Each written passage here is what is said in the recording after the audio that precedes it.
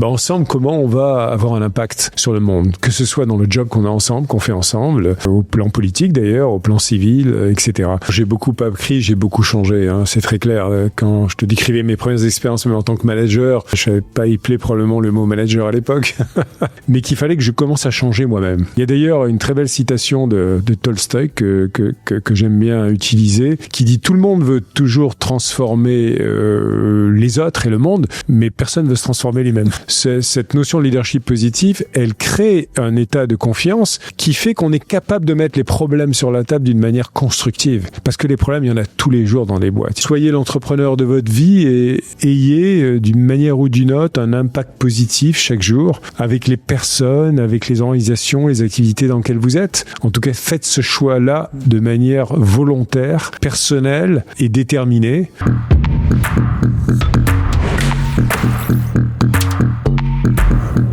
Bonjour Jean-Philippe. Bonjour Mathilde. Je suis vraiment super contente de te recevoir. Merci beaucoup d'avoir accepté mon invitation. Je t'en prie, moi très heureux de suivre Mathilde, l'entrepreneur, après la Mathilde que j'ai connue dans une grande maison qu'on a partagée. Comment est-ce que tu te présenterais en quelques mots ? Jean-Philippe Courtois, d'abord, je suis père, mari, une famille avec de très belles filles, grandes filles. Je suis aussi un grand-papa, maintenant depuis 1 an, pour la première fois, un petit garçon, c'est fabuleux. Canon. Change ma vue. Et puis, j'ai le privilège d'être quelqu'un qui est passionné dans sa vie par apprendre, grandir, partager, coacher des jeunes et des organisations qui ont envie d'avoir un impact positif dans le monde. Voilà, c'est un peu comme ça que je me définis. C'est canon. J'adore le fait que tu n'aies pas commencé par tes activités professionnelles. Non. C'est vachement rare. En France, quand on te dit qui tu es, tu commences toujours par donner... D'abord, j'ai quitté réellement l'environnement professionnel tel qu'on le définit dans la vie sociale, après 40 ans chez Microsoft, effectivement. Et ça fait 1 an que j'ai une liberté totale pour effectivement focaliser sur tous mes univers de passion.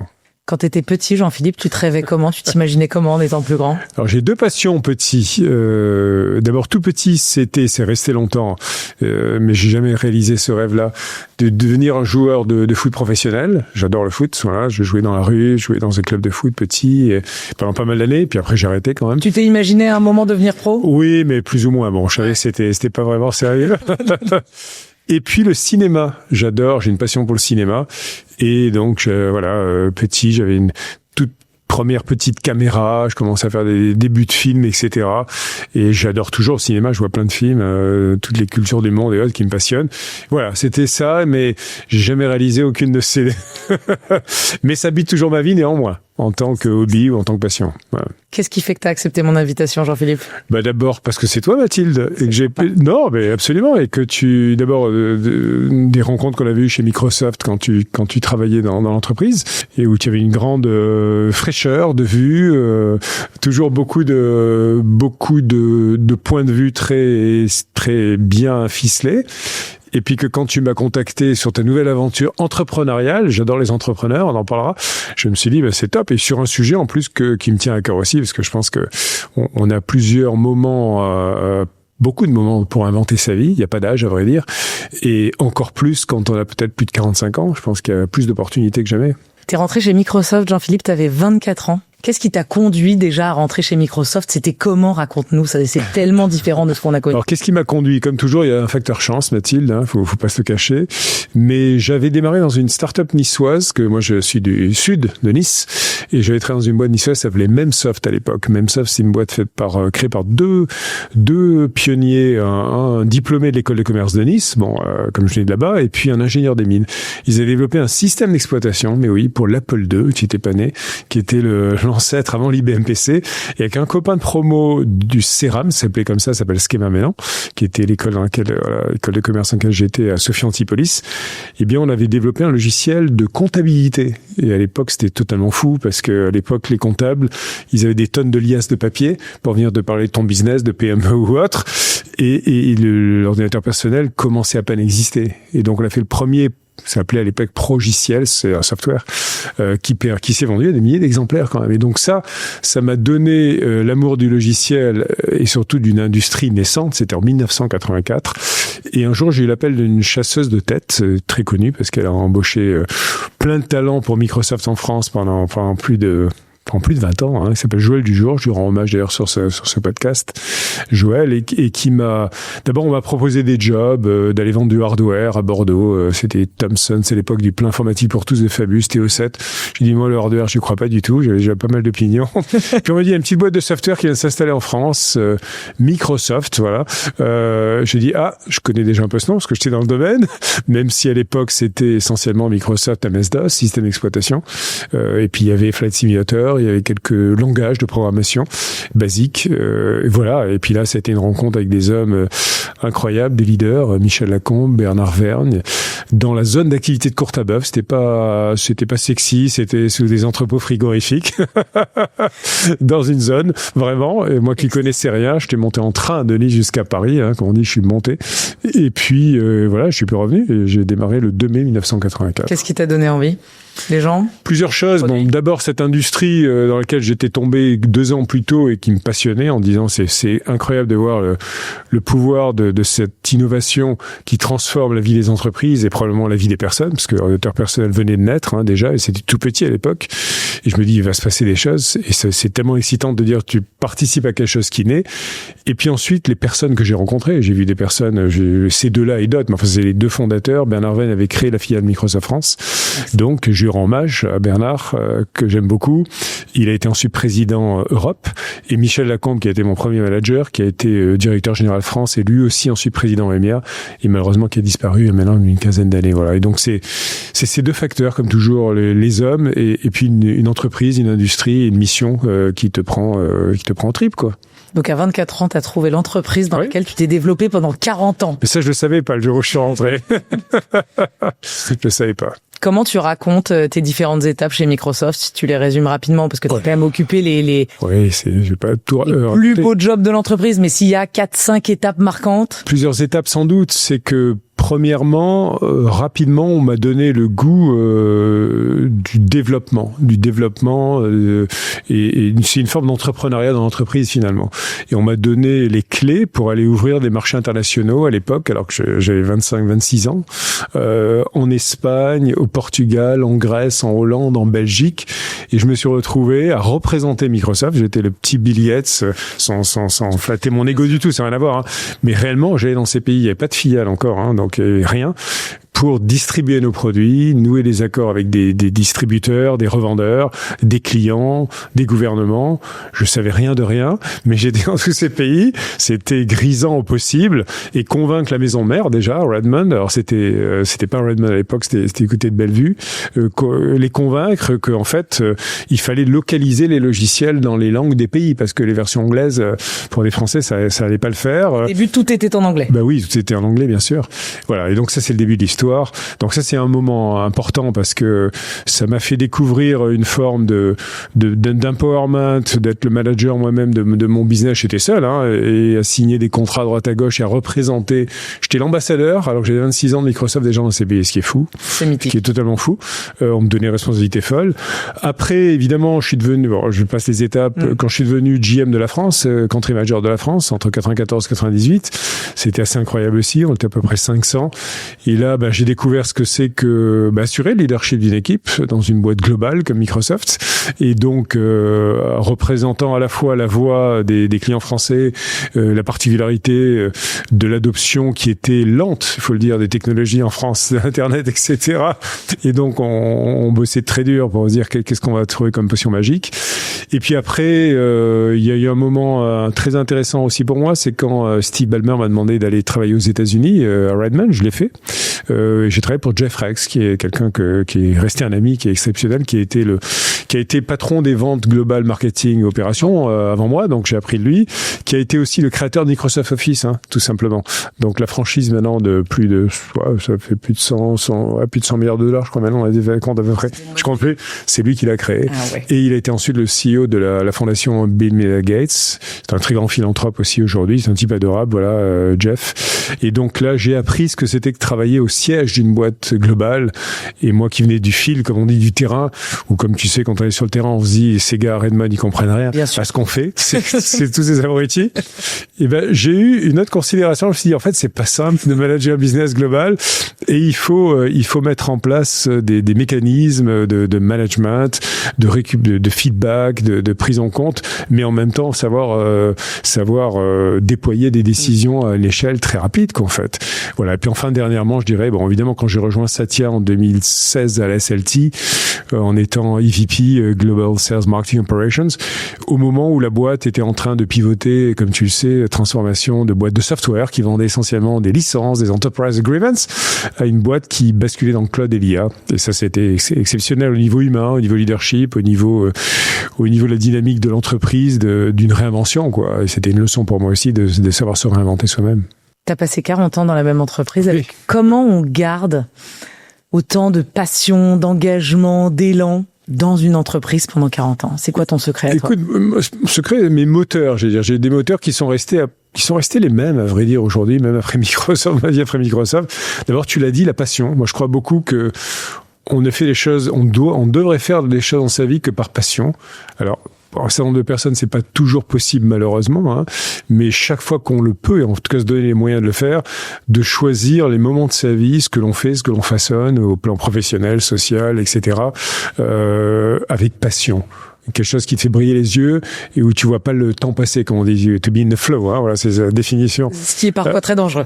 Qui peut être dangereux. Fais attention à ça, avant d'en reparler sûrement. Après, le deuxième facteur, c'est vraiment une curiosité, une envie d'apprendre. Et j'ai eu cette chance d'expérimenter chez Microsoft, c'est que c'est pas simplement de job en job, de situation en situation, mais tu apprenais sans arrêt. Tu apprenais pourquoi? Parce que la technologie était au cœur de tant de sujets dans des entreprises, dans des gouvernements, dans des écoles, dans des startups, dans des associations, toutes les organisations possibles du monde en plus, et tu voyais le pouvoir que ça pouvait avoir de transformer, de donner des clés à des personnes, des talents, des organisations de faire davantage. Donc ça, tu apprenais sans arrêt, tu apprenais sur la techno, tu apprenais sur les gens, tu apprenais sur les business, etc. Et puis troisième élément, c'est les personnes, les talents, parce que c'est une boîte exceptionnelle en termes de densité de talents, c'est incroyable. Et on le voit quand on rencontre d'anciens qui sont partis et qui sont dans de très belles boîtes des fois, mais qui disent ce qui nous manque de plus, c'est la qualité des personnes. Et on était plus que gâtés, on était des enfants gâtés. Et je parle pas simplement des managers, des collaborateurs à tous les niveaux. Voilà, et c'est tout ça qui, moi, de pérégrination, de job en job, on continue à me stimuler pendant 40 ans. T'as voyagé de manière très intense pendant une immense partie de ta vie. Oui, j'en ai fait des miles, oui. Comment, c'est presque des jobs, j'allais dire, de sportif de haut niveau, comment est-ce qu'on maintient sa santé, son engagement? Faut quand même tenir. Oui. Alors il y a plusieurs facteurs et c'est vrai que j'ai rapidement pris des jobs internationaux, EMEA d'abord, 46 pays, donc il y avait déjà à voir, même si c'était pas de très longue distance, sauf l'Afrique du Sud, mais c'est le même fuseau horaire, donc ça allait. Bien sûr, c'était hyper facile. EMEA c'était assez simple. EMEA était assez simple, mais c'était complexe, très complexe. Et puis après international et après global où j'avais en plus États-Unis, Canada, enfin l'ensemble des filiales du groupe. En fait, il y a évidemment prendre soin de soi. Ça, c'est évident. Et au-delà d'un job où tu voyages, en général, Dieu sait que c'est important. Et Dieu sait que je l'ai pas. Quoi, t'avais des temps pour toi ou tu bouquinais autre chose? Ça veut pas dire que j'ai été forcément le meilleur à le faire. Hein. Je le dis tout de suite, je plaide coupable. Mais j'ai essayé autant que faire se peut, avec cette dose intense de voyage, sportivement, de continuer à faire du jogging, la natation, que j'aime beaucoup. Et donc, chaque fois que j'allais les hôtels, je sélectionnais les hôtels, il y avait une piscine, par exemple, pour le matin, tôt, avant de démarrer ma journée, aller faire même 30-45 minutes, si je pouvais, de natation, ou du treadmill dans une salle. Voilà, ça, je le faisais autant que je le pouvais. Et puis, quand je revenais chez moi aussi, c'était important. Il y a un deuxième facteur aussi, je pense au-delà de ça, évidemment, qui sont les liens familiaux et les personnes que tu aimes. Et donc, j'ai toujours une règle d'or, malgré des voyages intenses. C'était de m'assurer que les vacances, je les prenais. Et je les prenais vraiment. D'ailleurs, j'étais dans le seul exécutif non américain, quand même, où j'avais mes 4 semaines de vacances. 5, j'en ai pris même 5 sur quelques années, carrément. Alors beaucoup d'Américains étaient plutôt à 2 semaines, quoi, voilà. Et donc on se disait, c'est quoi cette histoire? Ben oui, je suis désolé, je suis sur le droit français social et je les prends. Mais on m'a jamais reproché. Hein. J'ai jamais eu de soucis là-dessus avec la boîte, bien entendu. Et ça me permettait vraiment d'isoler et de protéger ces moments, voilà, avec ma famille et personnes qui comptaient, pas simplement les congés. Quand je faisais des voyages aussi, je revenais de m'assurer que le week-end j'étais là. Anniversaire de mes enfants et de famille, j'étais là. J'en ai loupé qu'un. Ma fille m'en veut toujours, ma grande fille, de son anniversaire quand elle avait, je sais plus, 9 ou 10 ans. Il m'en a toujours ressorti. C'est le seul que j'avais loupé et je m'en suis toujours voulu. Mais voilà, c'est un peu des repères importants qu'il faut se donner et qu'il faut s'imposer à soi. Si tu les imposes pas, je pense que le sort aurait peut-être tourné différemment. Ouais. T'as une bande de copains niçois qui sont tes copains de toujours, Oui, j'ai bien sûr, j'ai des amis très proches, des copains aussi dans le sud, bien sûr. J'en ai aussi depuis maintenant sur Paris. J'en ai aussi aux 4 coins du monde quelque part parce que j'ai beaucoup voyagé. Non, pas partout, mais voilà, c'est quelque chose qui m'a toujours beaucoup passionné. C'est au-delà des cultures d'aller. Voilà, j'étais au Japon pour un board là il y a 10 jours par exemple, et j'ai pris un petit déj très sympa avec un des anciens CEO de Microsoft Japon, Higuchi-san, qui est un type adorable, Yasu, qui est maintenant le CEO chairman de Panasonic, et on a parlé de sa vie, où il en était, il se projetait lui aussi, tu vois, sur l'après, parce que maintenant il arrive à la fin de son expérience professionnelle, et donc c'était intéressant dans une culture japonaise d'échanger des points de vue là-dessus et de se dire, voilà, ce qu'on avait fait à l'époque, donc qui était un peu intense aussi, et maintenant qu'est-ce qu'il va faire, quoi. En anglais, t'as toujours été méga à l'aise? Non, j'ai jamais été méga à l'aise, hein. J'ai toujours traîné mon accent de Frenchie, de toute façon. Oui, mais en termes de compréhension, parce que ça demande quand même toujours un effort un peu supplémentaire. Oui, de compréhension, oui, parce que de toute façon, quand tu boîte dans une boîte globale et américaine comme Microsoft, oui, et je dois dire, et probablement parce que je suis rentré tout petit, comme on dit, je me suis familiarisé et j'ai apprécié, avec ses limites aussi, la culture américaine, et l'anglais plus américain qu'anglais. Après, j'ai vu les distinctions entre mes amis australiens, anglais, etc. mais oui, et j'ai toujours aimé le contexte de ces discussions et la capacité à rebondir dessus, ouais. T'as un podcast sur le leadership positif. Est-ce que déjà tu veux nous en dire quelques mots? Et puis après, je vais te poser d'autres questions sur ça. Oui, alors comme toi, je suis tombé vraiment dans ce chaudron incroyable du podcast que j'adore. J'ai commencé ça il y a 4 ans. Alors j'étais encore chez Microsoft et je m'occupais effectivement des plans de transformation IA des pays, et que je coachais pas mal de leaders aussi et d'autres initiatives d'impact positif de start-up.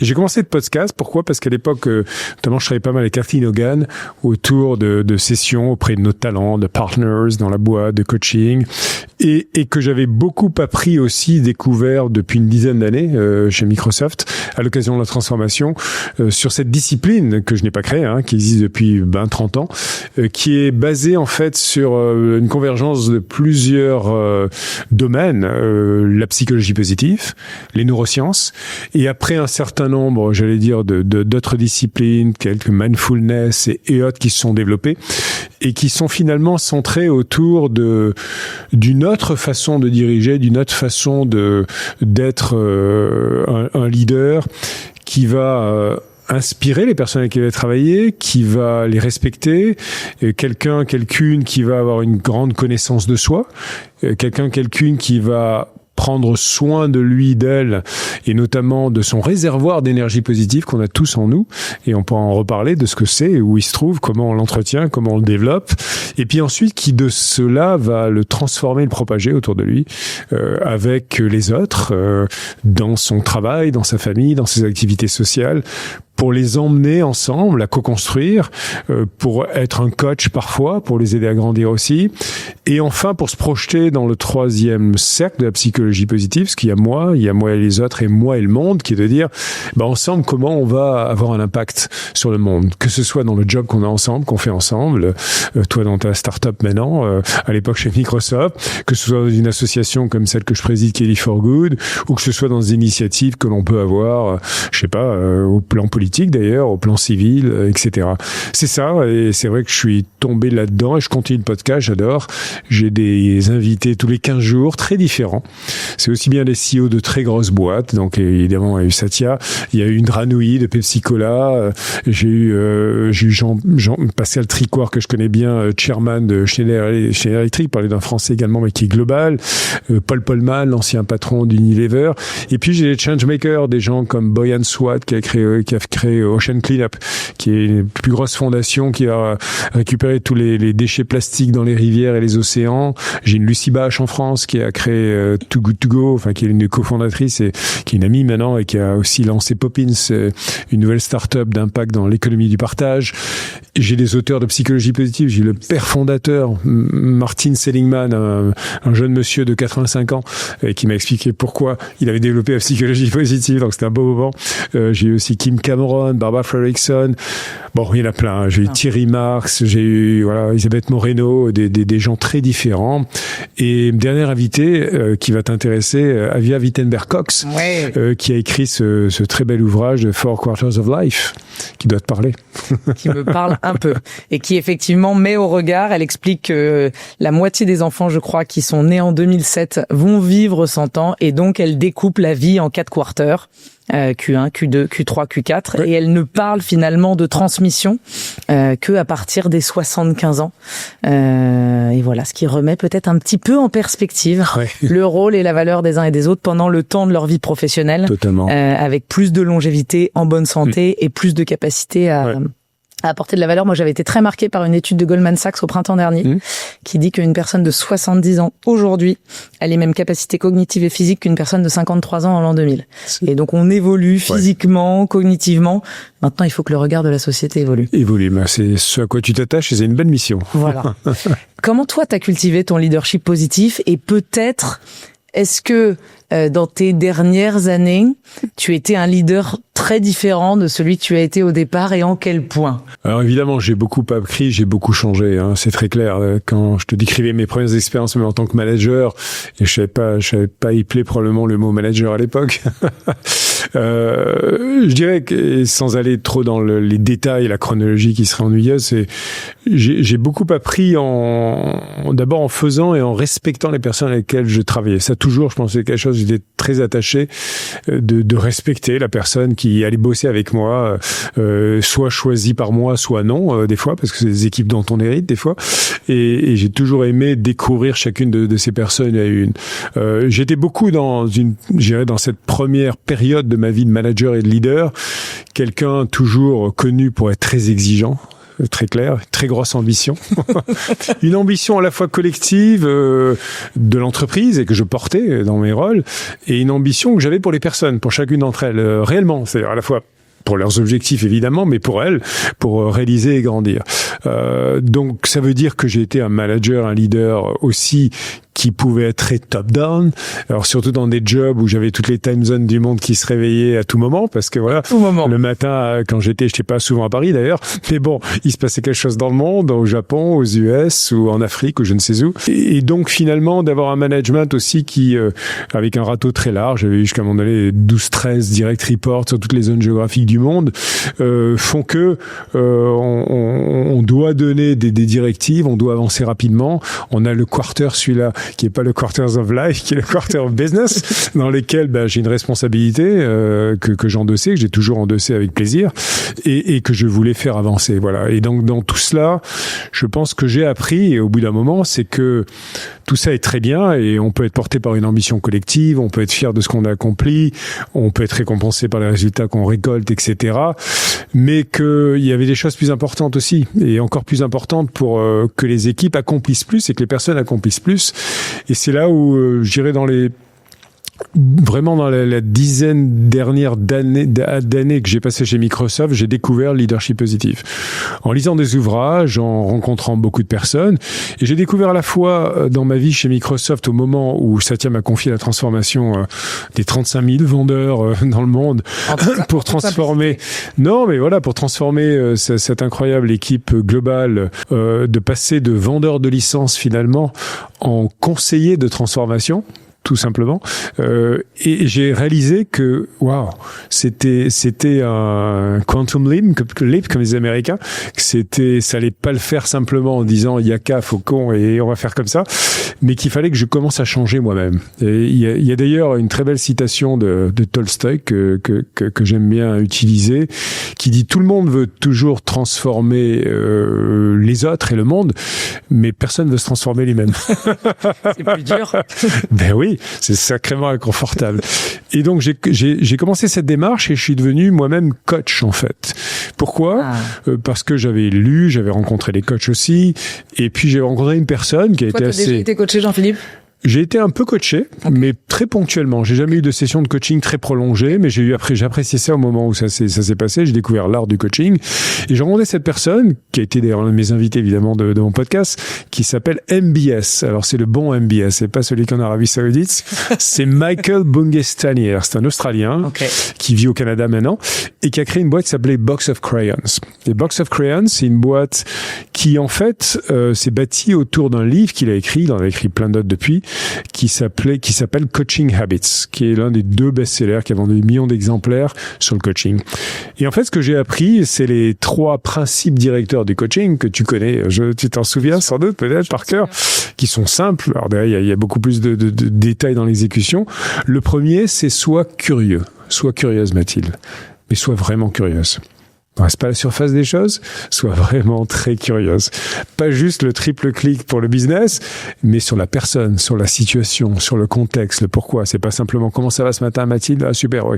Et puis voilà la liste de courses qui arrive derrière, où on enchaîne, sans savoir vraiment si Mathilde, en fait, aujourd'hui, ici, maintenant, compte tenu de ses vies, qui sont personnelles, professionnelles, elle est dans un état cognitif, mental, émotionnel, qui fait qu'elle a envie de faire des choses ou pas, qui fait qu'elle est réceptive ou pas, et qui fait qu'elle va demander de l'aide ou pas, ou qu'elle va au contraire se fermer et limiter la sphère de communication à pas grand-chose, quoi. Donc curieux. Le deuxième, c'est et ça paraît et pour moi c'était vraiment très contre-intuitif comme on dit, soit paresseux. Paresseux. Ouais, moi j'ai une éthique du travail assez élevée, comme toi. On a appris cette valeur travail depuis tout petit. Et en fait, sois paresseux dans le sens où tu n'es pas là pour régler les problèmes des autres. Et Dieu sait que toute ma vie de manager pendant plus de 20 ans, 25 ans, je me disais, mais tu es un sauveur, Jean-Philippe, tu leur sauves la vie. Parce que tu as toutes les réponses, tu as toutes les solutions à leurs questions qu'ils ont, à tous les problèmes du monde. Évidemment, en plus tu solutionnes le problème, plus ils viennent avec des problèmes vers toi. En disant, là, ça va pas. Là, ça déconne complètement. Et là, il faut que tu fasses quelque chose, etc. Et en fait, je me suis rendu compte que c'était effectivement une position d'infantilisation. Et qu'il était au contraire très important d'aider en posant des questions. Et il y a l'art après de poser les questions et surtout d'écouter, évidemment. La curiosité, j'aurais un point numéro 1, d'écouter profondément les réponses et bâtir là-dessus pour aider la personne à grandir, aider la personne à trouver des solutions elle-même, à trouver des ressources, quitte à lui donner des pointeurs, évidemment, d'un support, mais l'aider à rebondir. Et on voit ce parcours de personnes qui ont fait ça à répétition. Et le troisième principe, c'est often, souvent, c'est que le coaching, c'est pas une performance revue annuelle où on se voit, dit bon, ça va être en coaching maintenant, Mathilde. Non, c'est des moments qu'on capte en temps réel. Ça, j'y crois beaucoup. Parce que le coaching, c'est très profond quand on peut capter aussi au moment présent ce qui vient de se passer. De superbes choses qui se sont passées. On est allé voir un client, il y a eu une discussion merveilleuse qui aboutit à un très beau résultat et la personne, le camp exécutif ou peu importe, a fait un travail remarquable. Et capturer ça juste après en disant, mais voilà pourquoi tu as fait un travail remarquable. C'est pas juste une tape dans le dos, super, good job, bravo. Mais c'est dire ce que tu as dit là, ce que tu as fait, la manière dont tu as mené la discussion, tu as orchestré, tu as préparé, ton suivi, etc. C'était top et continue comme ça. Et donc ça, et ensuite le faire lorsque les choses déraillent aussi. Et ouais. Parce que les choses, elles déraillent aussi. On a tous des plantages. Et voilà. Donc souvent, c'est de se dire, en fait, il faut prendre ces moments en temps réel et les faire. Et donc voilà, ce coaching, si tu veux, je vais m'arrêter là parce qu'on pourrait en parler des heures, ce qui a l'air après toutes ces questions. Ça m'a profondément transformé. Je suis devenu coach moi-même. J'ai fait former 3000 managers. Mais où? Avec lui, bien sûr. Et donc on avait organisé des workshops, on avait organisé entre nous. J'étais moi-même, je me rappelle, avec on avait le patron de la Hongrie, je sais plus quel autre pays du monde, où on jouait le rôle alternant de coacher et de coach. Et puis voilà. Et après il y avait des formations et autres. On a pratiqué. Et après on a implémenté ça. Et je l'ai fait implémenter non seulement avec leadership leadership team, à tous les country managers, les 120 CEO de pays, et puis beaucoup d'autres managers, jusqu'à une session incroyable qui était effectivement, je sais plus si c'était Atlanta où on a fait tellement de villes différentes, ou Vegas. Enfin, je crois que c'était Vegas. Oui, à l'époque où Microsoft organisait des très gros événements pour ses forces de vente, qui étaient C'était des moments sacrément marquants. Ils t'ont marqué, hein, aussi. Oh, mais tu revenais, on était 15 000 dans ce stade. 15 000 dans le stade, ouais. Tu revenais, c'était toujours mi-juillet, quelques semaines plus tard, tu partais en vacances. Tu étais picousé, quand même. Oh là là. On était, pour la blague, à la limite de la secte, entre guillemets, c'était un peu ça. Une shot, c'était pas une secte, mais oui, c'était fou. Ouais. C'est pas du tout une secte, mais c'était incroyable. Tu appartiens à quelque chose. C'est ça, c'est l'appartenance et la fierté qui est très forte. C'était dingue. Et les reconnaissances collectives, individuelles qu'il y avait eu tout le long de cette semaine aussi. Et donc, j'avais un moment où il y avait en fait tous les managers des opérations, toutes les filiales du groupe, en fait, qui étaient là, et où je me suis fait coacher en temps réel par Michael Mougestanier. Et je peux dire que c'était un grand moment d'humilité, parce qu'évidemment, lui, c'est le maître, c'est le gourou. Il y a été pour de vrai. Il était pour de vrai. Et c'était au tout début de la transformation. Et Dieu sait que j'avais des doutes. Dieu sait que j'avais des questions à laquelle je n'avais pas de réponse. Et donc, ce qui a été fabuleux, c'est qu'après cette session qui a duré presque une heure, hein, donc c'était un moment long de solitude sur scène là-bas, et en fait, j'ai reçu des centaines de messages d'employés de tous les coins du monde en disant Jean-Philippe, I'm with you, I'm on it. En fait, il s'était reconnu dans quelque part la vulnérabilité, le fait que Jean-Philippe il n'avait pas toutes les réponses, il reconnaissait que c'était très compliqué de se transformer soi-même et demandait à toutes ces personnes qui étaient face à moi de transformer leurs équipes, le business, les clients, machin, etc. Et il disait en fait, waouh, on est avec toi et c'est l'aventure vaut la peine d'être vécue ensemble. Et ça avait donné un coup de booster incroyable, je me rappelle très bien. Ah oui, vraiment, avec plein d'équipes dans le monde entier, et à partir de là on a réussi à bâtir pas mal de choses. Ouais. Comment est-ce qu'on cultive le leadership positif et l'exigence? Parce que les gens qui nous écoutent sont souvent ou souhaitent être dans des postes importants avec des responsabilités où il faut faire tourner une boîte. Bien sûr. Comment est-ce qu'on arrive à être positif dans son leadership et pour autant à maintenir un niveau d'exigence qui soit le bon? C'est une très bonne question parce que il y a très souvent dans la compréhension évidemment du mot positif, on se dit positif. Si tu me sers du sirop là, c'est tout beau, tout rose, tout gentil, tout est beau, tu es la meilleure. Non, c'est pas ça. En fait, le leadership positif, c'est un mindset avant tout. C'est un état d'esprit. C'est un état d'esprit, à nouveau, qui se base sur la connaissance de soi et la connaissance des autres, profonde. Ça veut dire qu'il faut y investir du temps. D'abord, comme on l'a dit, je vais revenir sur l'épisode du coaching, être très curieux des autres. Ça veut dire qu'il faut être capable de s'ouvrir soi-même, ce que j'ai fait moi très tardivement. Non, je le dis très bien, je le reconnais. C'est-à-dire, j'ai séparé pendant plus de 25 ans de ma vie le professionnel, le personnel reste, que j'estimais que c'était deux mondes qui n'allaient pas coexister ensemble, et en aucun cas j'allais parler de ma vie en dehors de ce que je faisais chez Microsoft, et idem avec mes collaborateurs. Voilà. Et je me suis rendu compte que tout ça, c'était une grande hypocrisie quelque part, parce qu'on a tous qu'une seule vie finalement. Et il s'agit pas d'être, d'être exhibitionniste en aucun cas. Il s'agit pas de dire voilà, je vais tout dire de ma vie, etc. Absolument pas. Chaque personne fait ce qu'elle a envie de faire. Mais c'est créer un environnement de travail, créer des espaces de sécurité psychologique qui font que, en ouvrant finalement plus à l'authenticité de qui on est vraiment, comment on réagit dans des situations professionnelles, personnelles, et pourquoi on réagit comme ça, l'ouvrir aux autres, ça ouvre une puissance incroyable. Et donc, par rapport à ta question, cette notion de leadership positif, elle crée un état de confiance qui fait qu'on est capable de mettre les problèmes sur la table d'une manière constructive. Parce que les problèmes, il y en a tous les jours dans les boîtes. Il y en a tous les jours dans des organisations. Et quand ça va pas, il faut le dire. Il faut pas dire, oh, tu sais, ça pourrait être un peu mieux. Non, il faut dire les choses. Mais on les dit avec respect, on les dit avec un contexte, on donne la clarté, et on donne la possibilité à la personne de comprendre de la situation, de réagir, de revenir, comme on disait, elle-même avec des solutions, et de repartir. Et moi, je crois énormément aussi à la puissance du feedback, d'aller chercher le feedback et le donner, et notamment le feedback quand il est pas forcément positif, et c'est le plus dur à donner, on le sait tous.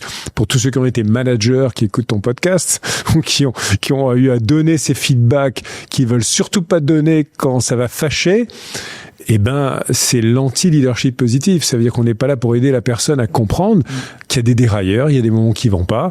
Et moi, j'avoue que je remercie des managers qui m'ont aidé aussi lorsque ça allait pas, en disant, Jean-Philippe, là, ça va pas ce que t'as fait.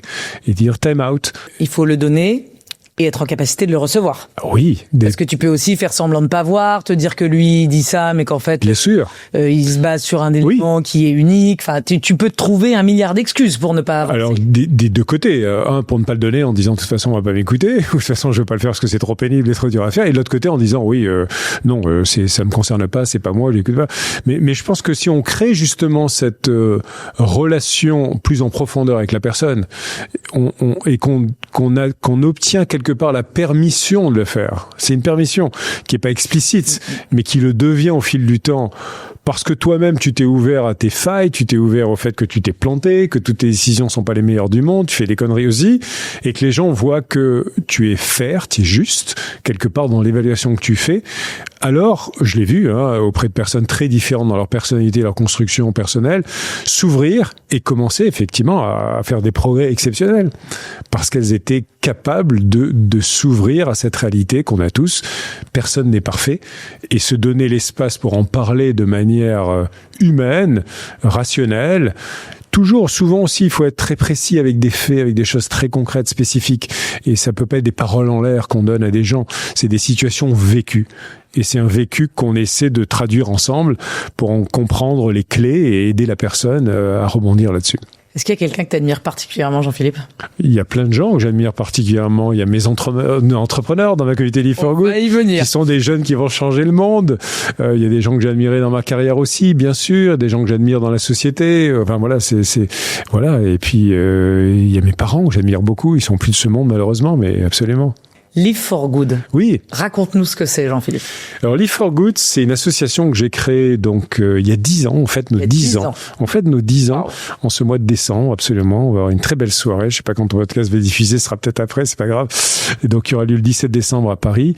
Il y a 10 ans, avec ma famille, ma femme et 2 filles, on a créé Live for Good, qui est une association en 1901, qui a pour mission de révéler le potentiel de jeunes venus de tous horizons par l'entrepreneuriat à impact.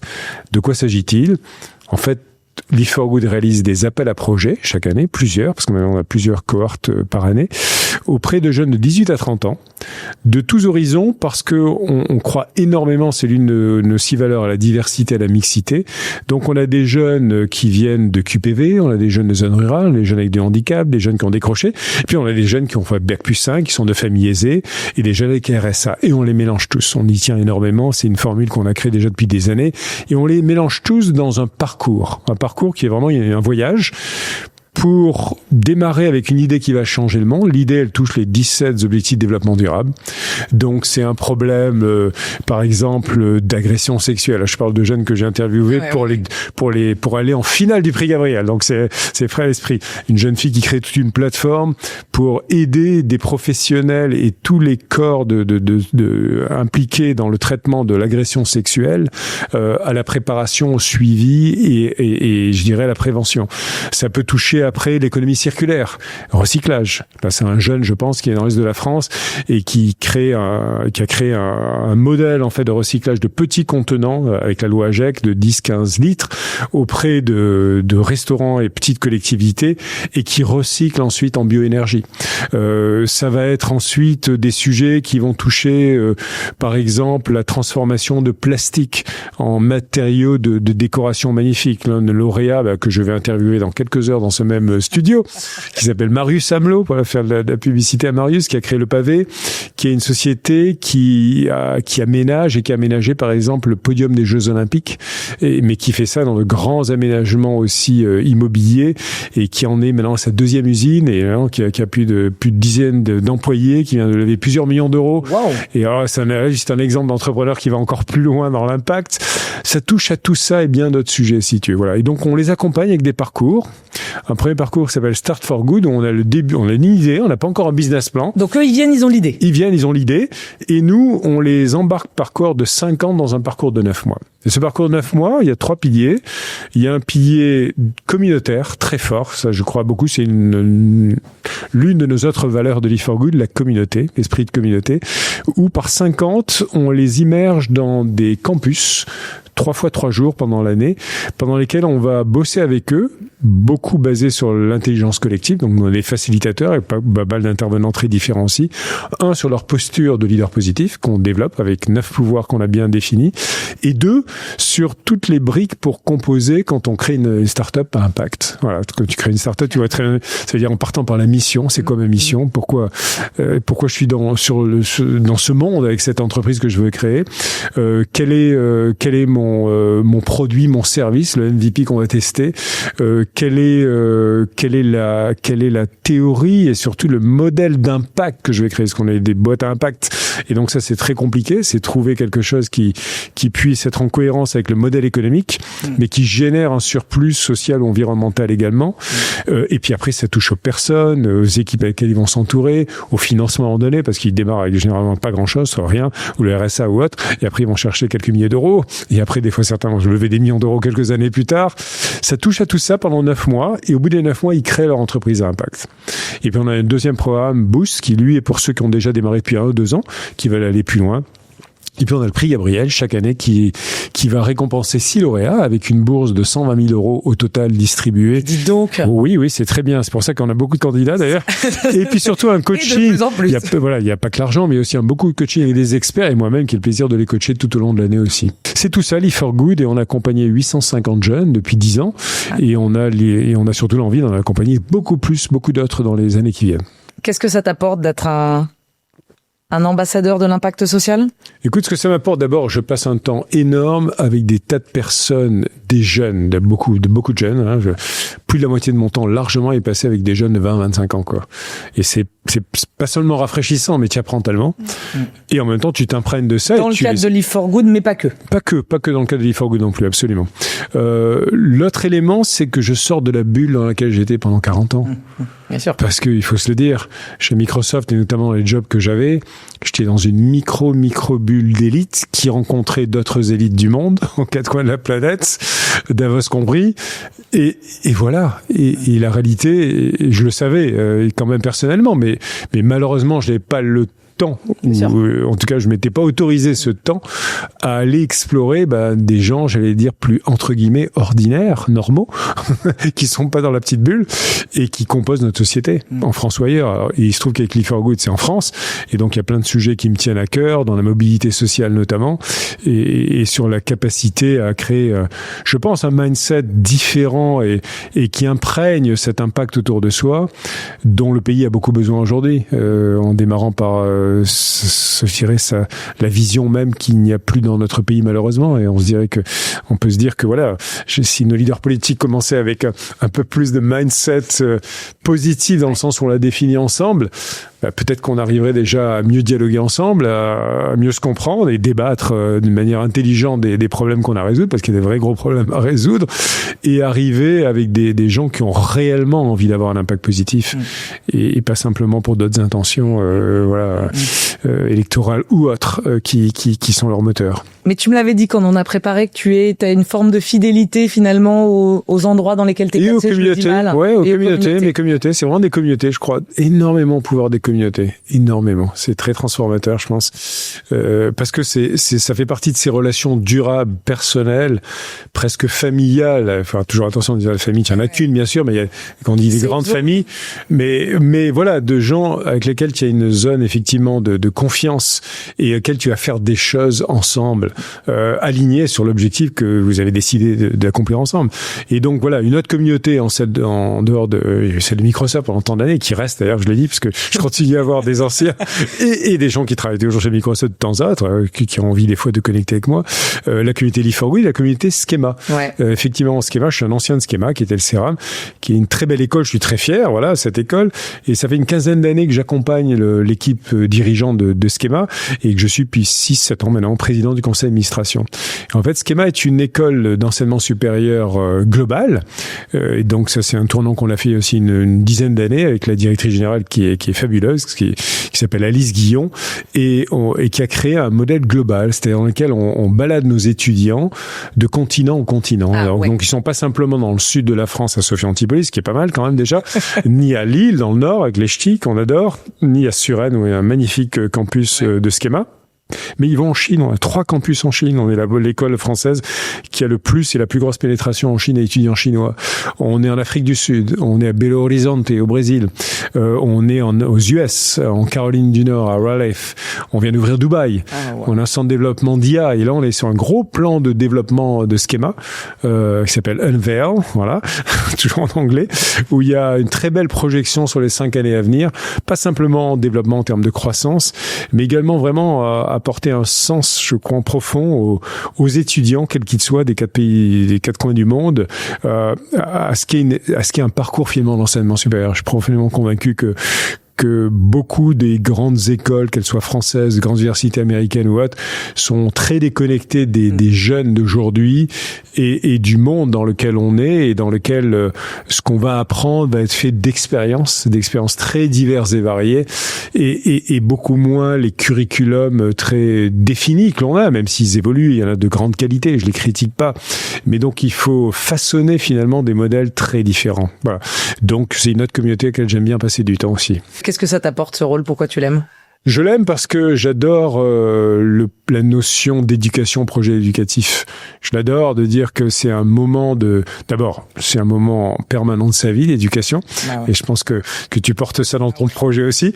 C'est cette soif d'apprendre, ce growth mindset, c'est de dire qu'on doit plus que jamais apprendre à tout moment de sa vie. Donc c'est pas une formation qui va définir sa vie, c'est plus que faux et archi faux de nos jours. Donc ça me passionne de se dire comment cet univers qui a été segmenté, façonné dans tous les pays du monde avec système d'éducation très différents doit évoluer. Et comment il va évoluer? Depuis le plus petit âge, alors ça me passionne parce que maintenant que j'ai un petit-fils qui a 1 an, et évidemment, au cœur de l'IA et tout ce qui se passe autour, et je suis très passionné par des modes éducatifs très différents aussi, qui existent en France ou ailleurs, de se dire, comment et dans quel environnement ce petit homme va pouvoir grandir et devenir le meilleur de lui-même. Ouais. Et puis ensuite à des âges plus avancés, que ce soit les grandes écoles comme Schema, qui est dans le top 5 des business schools françaises, mais également par les masters, par des bachelors et par des professional studies qu'on est en train de mettre en place pour des élèves qui ont beaucoup moins de moyens également. Donc ça me passionne. Je trouve l'éducation a un rôle tellement important dans la société, fondamental, et que c'est tellement dur à transformer. Donc j'aime beaucoup les objets qui sont très durs à transformer. Et là, tu es servi. Et là, je suis très servi. Tu es aussi au board de Manpower Group et d'Open Classroom. Oui. Complémentaire dans la continuité, l'éducation, l'apprentissage, le développement pendant toute sa vie. Totalement. Tu as compris. Open Classroom, c'est une très belle entreprise à mission. Là, je suis président du comité de mission. Je l'ai fait par amitié pour les 2 cofondateurs, Pierre Dubic, Mathieu Nevra, qui avaient créé leur boîte alors qu'ils avaient, je crois, 15 et 18 ans. Ah ouais. Ça, oui, quand même. La boîte a déjà 15-20 ans d'âge. Mais oui, ils étaient des gamins, quoi. Des gamins. C'est énorme. C'est énorme, ouais. Et c'est une très belle boîte, qui finalement, par ses produits, ses services, qui commençait à offrir des parcours avec des mentors, comme on dit, qui aident à acquérir des compétences professionnelles, avoir des diplômes, des certifications, pas simplement en tech, ça peut être dans la santé, c'est dans des métiers très différents, et de le faire avec un support très important qui aide des personnes vraiment à améliorer leur sort, leur salaire, leurs compétences. Et donc, on a défini des critères d'impact, parce qu'il y a un rapport d'impact chaque année, dont je suis responsable en tant que président de comité de mission, et c'est passionnant de travailler avec l'équipe produit, l'équipe tech de Open Classroom pour aller mesurer les corrélations qui existent entre le modèle économique et donc le nombre de personnes qui vont faire ce parcours de bout en bout, en fonction également de leur provenance. Avec certaines, il y en a pas mal qui sont dans à nouveau des environnements non privilégiés, que ce soit salaire, que ce soit manque de formation, pas de diplôme, etc. Et comment on les amène d'un point A à un point B qui fait qu'elles gagnent un salaire décent, un meilleur salaire, une promotion, qu'elles changent de job, qu'elle s'élève, et ça se mesure. Et ça se mesure donc, et on voit que la croissance économique de la boîte peut être corrélée avec l'impact social qu'a la boîte également. Et ça fait encore plus plaisir quand tu rencontres les personnes qui bénéficient de ça, qui a la même expérience quelque part que j'ai aussi chez Leaf for Good avec les entrepreneurs. Et donc ça a une cohérence, oui, ainsi que Manpower. Manpower est au cœur d'un univers du staffing qui doit complètement être réinventé. C'est évident, c'est une industrie qui a plus de 150 ans. 150 ans. Ouais, c'est fou. Bah oui, ça, le travail sous toutes ses formes, que ce soit du travail en France, on dirait CDD, intérim, etc. Mais maintenant freelancer, gig economy et compagnie se réinventent partout. À l'heure de la géopolitique, à l'heure du monde du travail et de l'IA, évidemment, qui rentre partout. Donc c'est assez passionnant d'être dans une boîte comme celle-là, enfin au board en tout cas, et d'être dans une position d'administrateur et d'aider à coacher, challenger, imaginer, co-imaginer. C'est pas nous qui sommes aux manettes au board, hein. On est des conseillers, on est des coachs, les leaders de cette entreprise à réimaginer le futur. Qu'est-ce qu'il faut pour être un bon administrateur ? Alors, je pense que, quelque part, les qualités de coach dont j'ai parlé tout à l'heure, dont j'ai plus besoin de les efficiter, sont les bienvenues. Okay. Sont les bienvenues, et ça se fait sous des formats très différents. Ça se fait sous des formats, quelque part, collectifs lorsqu'on est en réunion du conseil d'administration lui-même, avec des membres très différents du board qui viennent d'horizons très différents, et l'équipe exécutive avec laquelle on bosse, finalement. Mais ça se fait également en one-to-one, avec des membres de la leadership team, qui vous invitent en tant que membre du board, selon vos envies aussi, hein, c'est pas forcé, mais on attend un peu ça aussi, membre du board, à participer sur des sujets particuliers, à aller plus loin. Alors c'est vrai que moi, dans mon cas, avec mes 40 ans de tech et Microsoft, je suis invité sur un certain nombre de discussions concernant la transformation, l'IA, des tas de modèles. Donc cette notion d'être coach aide beaucoup à ce moment-là, pour justement être là, pour poser des questions, plus qu'apporter des solutions toutes faites. On n'est pas là pour faire le job, encore moins quand on est administrateur d'une équipe exécutive, d'un CEO ou autre. Il ou elle est en charge, c'est pas nous qui sommes en charge, jamais. Mais en même temps, on est représentant des actionnaires. Il faut jamais l'oublier. Et donc, quelque part, on est élu chaque année avec un mandat qui est renouvelé pour, en fait, représenter cette partie prenante avec d'autres, mais cette partie prenante en premier lieu, et s'assurer qu'elle est bien servie. Et donc, notre voix doit être aussi entendue lorsque les choses ne vont pas bien. Il faut aussi savoir dire les choses. Et là encore, tout ce qu'on a discuté auparavant, selon la manière dont on a créé cette relation de confiance avec le CEO de la boîte, avec les membres de l'équipe, eh bien, son opinion ou ses questions peuvent être les bienvenues, même lorsqu'il y a des choses fâcheuses à dire ou difficiles à dire. Et c'est le rôle d'un administrateur de savoir dire les choses difficiles aussi et surtout quand il faut changer les choses. Jean-Philippe, quelle est la qualité, qui t'a le plus servi, qui te sert encore? Ta qualité à toi? Écoute, c'est souvent, il faudrait plus poser la question aux personnes qui me voient de l'extérieur, cette question qu'à moi. Mais ce qu'ils me disent en général quand on pose la question, finalement, je pense qu'il y a peut-être deux choses, si je peux en choisir deux, pas qu'une.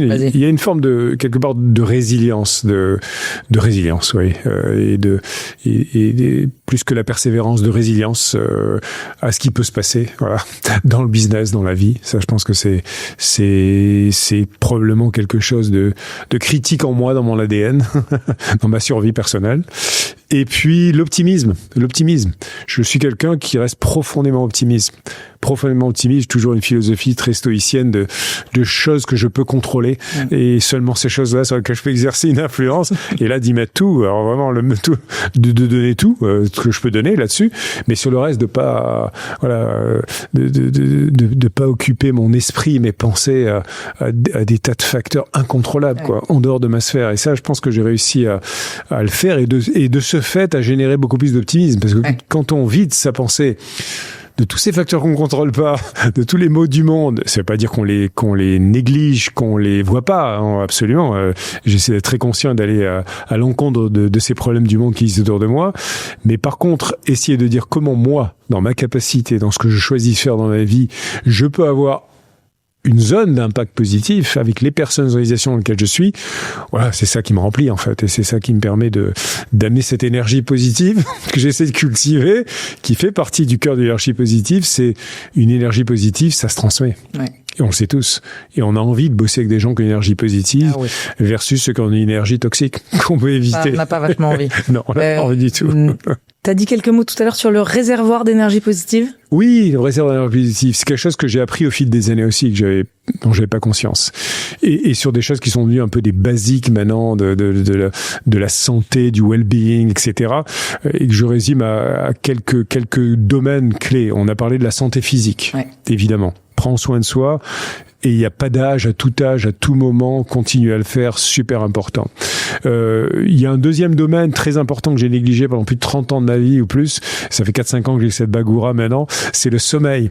Ouais. Le sommeil, c'est tellement important au niveau réparateur, au niveau neuronal tout simplement, au niveau justement de l'ouverture. Quand on parle de growth mindset, ça avait été et les neurosciences avaient observé ça aussi, et encore plus pour des gens qui pratiquent par exemple évidemment la méditation, les Dalai Lama et tout, tu avais dû voir ça aussi, où on voit que leur système neuronal est beaucoup plus connecté, ouvert, et beaucoup plus en activité à plein de zones du cerveau que d'autres, qui est plus fermé du fait du sommeil notamment, pas seulement, mais du sommeil.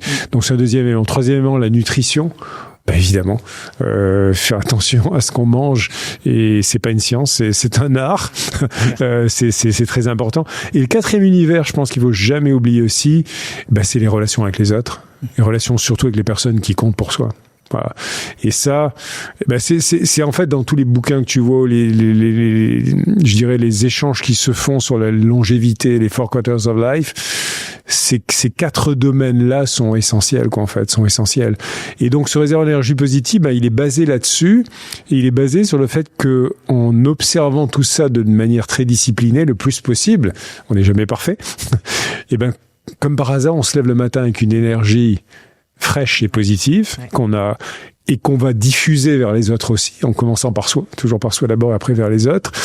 Et ça touche aussi bien au physique qu'au mental, qu'au cognitif, qu'à l'émotionnel. Ça touche à toutes ces sphères-là. Et arriver à garder cette énergie positive intacte du matin jusqu'au soir, ça veut pas dire qu'il y a des moments où on peut déraper, on peut avoir aussi des moments d'errance, ça arrive, on n'est pas des surhumains, mais ça apporte une telle différence, finalement, aussi dans la satisfaction qu'on a de sa vie, quoi. Et ce qu'on en donne aux autres aussi. Ouais. Voilà, c'est ça le réservoir caché qu'on a en nous. Ok, trop bien. Quel conseil, Jean-Philippe, t'as envie de donner à, j'allais dire un dirigeant, n'importe quoi, un dirigeant, un manager, un expert, quelqu'un qui est peut-être dans la cinquantaine, qui se cherche, qui a un peu moins d'élan, qui se dit j'ai encore envie ou je dois bosser encore 10 ou 15 ans, mais finalement je vois qu'on m'envoie moins de lumière. Qu'est-ce qu'il ou elle devrait faire, mettre en place? Écoute, c'est marrant, c'est vraiment une question qu'on me pose assez régulièrement. Pour tout te dire, je le nommerai pas, j'ai un salarié actuel de Microsoft qui est à peu près dans cette zone d'âge, qui vit aux US, qui m'a appelé récemment. Ouais. Et bon, il suivait un peu ce que je faisais, podcast, etc. Il m'a dit, Jean-Philippe, il m'avait connu un peu à l'époque de Microsoft, mais on s'était croisés 1-2 fois, pas plus. Okay. Et là, il t'a ressollicité. Sur ce type de questions. Ah ouais. En disant, voilà, je fais tout ça, j'adore, etc. Mais en même temps, voilà, j'arrive à un moment, je sais pas trop, etc. Et donc, qu'est-ce que je lui ai dit finalement? Donc, je lui ai dit une chose à laquelle moi-même j'ai découvert plus tardivement, qui est le pourquoi tu es là, quoi. Le pourquoi. Le pourquoi. Moi, je crois énormément à cette question du pourquoi. Pourquoi on est là, sa raison d'être. Certains disent sa mission personnelle. Voilà. Arriver à mettre des mots autour de ça. Alors évidemment, tu as des tas d'outils différents, dont le fameux Ikigai. Et pour ceux qui l'ont pas encore utilisé, je le recommande. Il y a plein de dérivés de l'Ikigai, mais qui est vraiment une introspection sur soi et qu'on fait avec d'autres aussi. On peut pas le faire tout seul en chambre. Hein. Ça se fait avec des feedbacks, des regards, toutes les personnes qui te connaissent, qui te connaissent toi. Aussi bien dans ta famille, tes amis, dans le job et en dehors, et qui sans complaisance et directement te disent ce qui tu es vraiment, les beaux moments que tu as avec eux ou pas, les choses qui vont pas et qui vont t'aider à y voir un peu plus clair, qui vont t'aider à faire cette introspection pour arriver à aligner ces quelques mots et essayer de se dire mais en fait voilà, voilà, quelle est l'expression que je veux donner à ma vie désormais, en tout cas pour maintenant, voilà, les années qui viennent. On n'est pas, il y a 4 quarters of life, donc on peut se reposer la question encore un peu plus tard. Commencez par ça, commencez par cette étoile du Nord, commencez à avoir cette raison d'être qui soit claire mais sincère, authentique. C'est pas un truc, c'est pas juste on se met ça sur un slide et on se lève le matin. Non, c'est parce qu'on le ressent profondément. Et dans la recherche d'ikigai, comme tu sais, c'est l'intersection de ces 4 univers, quoi. C'est aussi bien l'univers de la passion dont on parlait tout à l'heure, des choses qui te passionnent. C'est la rencontre avec aussi les compétences pour lesquelles on est capable de te payer du fait de ton parcours professionnel. C'est important, ouais, il faut manger, il faut vivre aussi. Et donc pourquoi tu pourrais monétiser ton talent, ton savoir-faire, etc. C'est le troisième élément finalement des choses dans le monde qui te touchent, qui t'impactent, etc. et sur lesquelles tu as envie éventuellement peut-être de dire que tu vas faire des choses. Et c'est arriver à mettre tout ça en équation pour finalement t'exprimer. Et voilà, je démarre toujours par ça. Franchement, ça prend des formes très différentes selon le contexte de la personne, etc. Je dis mais il faut que c'est un travail. Il va pas être fait tout seul. Ouais, il faut que tu fasses sur toi. Ça va demander du temps. C'est pas 2 heures. Inconfortable. Ça peut être très inconfortable aussi. Et c'est accepter de se dire que peut-être que, voilà, il y a des choses que tu fais aujourd'hui que tu n'as plus envie de faire, que tu as envie de changer complètement de parcours et confronter ça et après se mettre à établir une feuille de route parce que c'est pas tout de dire, après vous faire une feuille de route et devenir quelque part, j'y crois beaucoup, c'est vrai, c'est quelque chose que j'ai découvert encore plus avec Live for Good, devenir un entrepreneur de ta vie, tout court. Voilà. Et ça peut prendre des formes très différentes, très très différentes. Devenir un entrepreneur de sa vie, finalement, l'image derrière, c'est de choisir, créer ce qui va nous ressembler, dans lequel on va d'une part être accompli et d'autre part, j'aime bien l'idée de compétence pour laquelle tu peux effectivement être payé puisque tu es en capacité d'apporter de la valeur. Oui, c'est premièrement avoir cette direction, cette étoile polaire vers laquelle tu vas et qui est plus claire autour de domaines, de talents, de choses à réaliser qui vont être très concrètes pour toi et après la matérialiser par des choix que tu fais dans ta vie. C'est des choix de job, d'activité, de compagnons, de communauté, de ce que tu veux, d'amis. Et moi, j'ajoute toujours quelque chose de très important, et du temps que tu veux y consacrer. Ouais. Il y avait quelque chose que j'ai appris chez Microsoft tout au long de ma vie, et je t'ai connu un peu pour ça. J'étais assez maniaque sur la gestion de mon temps, parce que j'ai toujours estimé que c'était avec ma santé, la ressource la plus précieuse que j'avais. C'est qu'est-ce que je décide des heures que j'ai dans ma vie, et à quoi je le consacre, et d'arriver à se confronter aussi à la réalité du temps que je viens de passer, depuis 1 an, depuis 5 ans. Et est-ce que c'est un temps qui m'a aidé à grandir, qui m'a aidé à m'épanouir, à faire plus de choses, ou pas forcément, ou certaines parties de ce temps sont pas les bienvenues. Et comment je corrige ça ? Il faut affronter le problème. Il faut affronter le problème. Quel est pour l'instant, jusque-là, Jean-Philippe, le plus beau rôle que tu aies occupé ? Le plus beau rôle que j'ai occupé, c'est celui que j'aurai demain. Non, mais c'est un peu ça. Je veux dire, franchement, c'est pas une galéjade parce que j'ai eu ces discussions avec Satya d'ailleurs dans le podcast, un des premiers podcasts que j'avais fait à l'époque, où Satya était un de mes invités bien sûr, et il disait the best job you have is the job you have. C'est pas le job que tu auras dans le futur. On dit toujours demain ça sera mieux, ça sera super. Non, il faut que ce soit le job que tu fasses aujourd'hui. Donc voilà, je fais pas une petite pirouette, mais réellement, moi ce qui me passionne, et ça a été le cas chez Microsoft, comme c'est le cas depuis 1 an que je me retrouve dans ma vie après Microsoft, il y a une vie, je le dis, il y a une superbe vie, c'est de me dire voilà, demain qu'est-ce que je vais faire. Alors je me lève pas tous les matins en me reposant la question évidemment, parce que j'ai choisi des axes, etc. Mais je sais que je vais pas m'interdire dans 1 an, dans 2 ans, de rebondir sur autre chose, probablement, autour de cette notion de pourquoi je suis là, qui change pas beaucoup là depuis quelques années. Donc elle est assez stable, c'est là ce qui est bien. Mais il y a une richesse d'expression de ça qui est très grande. Et donc ça, c'est le prochain job. Est-ce que je me permets, Jean-Philippe, c'est un thème qu'on n'a pas encore beaucoup abordé dans le podcast. Est-ce que c'est vertigineux d'avoir quitté une si grosse entreprise avec un si gros job ? C'est quand même aussi ton identité pour plein de gens. Est-ce que ça fait vachement peur ? Est-ce que c'est okay ? Alors, écoute, avant de quitter Microsoft, j'ai eu ce privilège de préparer cette transition. Et ça, c'est fabuleux, ce que n'ont pas toujours les personnes. Je sais qu'ils t'écoutent ou qui réfléchissent un peu à leur futur et des fois sont pris au dépourvu, une surprise qui les attend malheureusement dans leur carrière professionnelle. Moi, ça n'a pas été le cas. Donc, j'ai eu un environnement très bienveillant qui fait que j'ai fait cette transition, auquel j'ai pu réfléchir à ma fameuse deuxième montagne, quoi. Voilà. Donc, cette deuxième montagne, je l'ai préparée. Live for Good, je l'ai créée il y a 10 ans maintenant. D'autres activités aussi que j'ai commencé.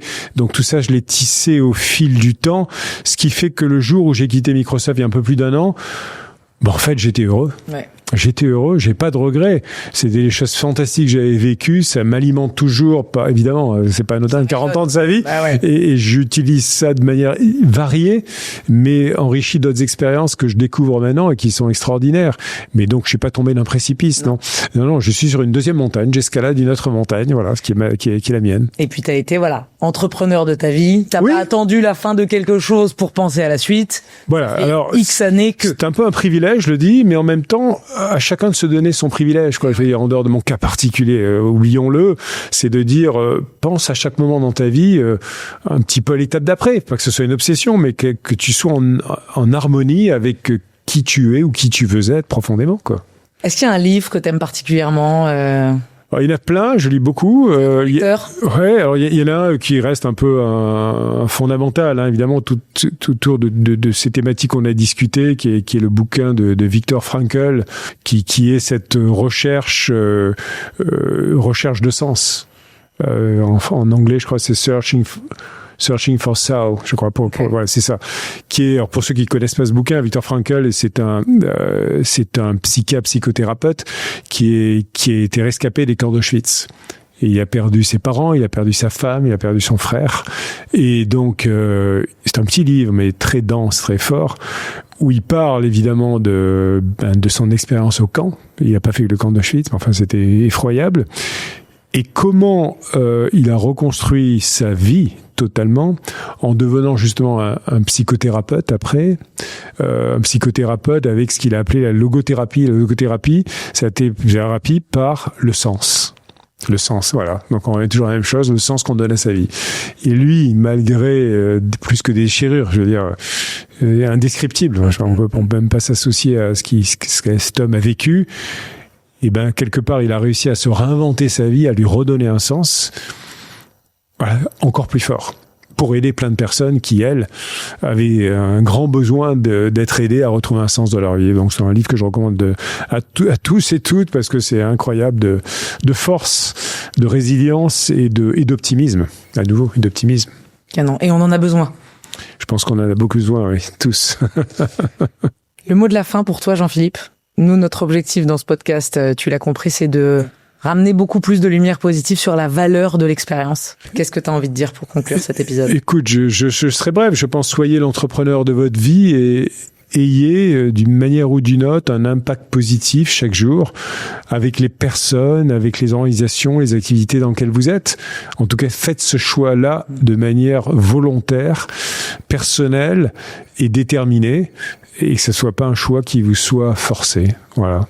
Soyez maître de votre vie. Immense merci. Oh, je t'en prie. J'aurais presque pris mes pop-corn, je me suis absolument régalé. Et je te dis à la prochaine avec plaisir. Merci Mathilde et bravo pour ce que tu fais, parce que je pense que c'est un très beau sillon que tu commences à creuser, non seulement par le podcast, mais je sais par tous les autres ateliers, formations, développement de produits et services que Noldy est en train de mettre sur orbite pour vivre intensément nos 4 quarters of life. Trop bien. Un immense merci. Merci. Si l'interview de Jean-Philippe vous a plu, au moins autant qu'à moi, alors abonnez-vous. Et surtout, n'oubliez pas l'essentiel, l'expérience, c'est tendance. À la prochaine.